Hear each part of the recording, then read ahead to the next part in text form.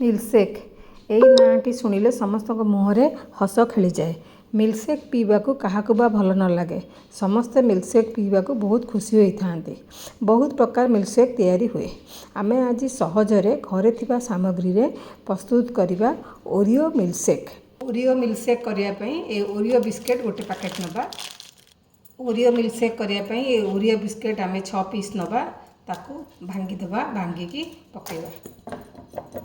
आपण चाहिले क्षीर दबा समय रे भानिला आइसक्रीम किंबा चॉकलेट आइसक्रीम मध्य दे पारे। ओरियो बिस्किट देले सेतिरे 4टा काजू दबा, तापरे कोको पाउडर गोटे चमच दबा। आउ आपनको मिठा अनुसार दे दरकार खाली क्षीर चीनी। एटा गुंड चीनी मु नेची, ताको ग्राइंड करके नहीं आसीबा। ग्राइंड करके नहीं आसिले ए ग्राइंड अल्प टिके गार्निशिंग पे आधा चमच खंडे आमे रखी दबा। तापरे एथिरे आमे दबा क्षीर। एटा ठंडा क्षीर फुटा हैछि, ए ठंडा क्षीर दबा 250। आउ एथिरे चॉकलेट सिरप अल्प दबा। आपको एबे बुले के नहीं आसीबा। ए ग्लास को आमे चॉकलेट सिरप रे टिके गार्निश करके डीप फ्रीज रे रखिथिले 15 मिनिट। तापरे बर्तमान हमर मिल्कशेक रेडी हो जाइछि। ताको एबे आमे एथिरे बर्तमान आको आमे एथिरे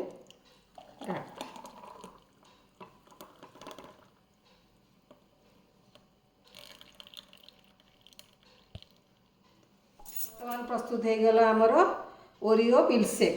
ताको एबे आमे गार्निश करिबा, टिके काजू देगी गार्निश करिबा, आ ता ऊपर गोटे ओरियो बिस्किट दबा। एही रेसिपीटी करिबा बहुत सहज।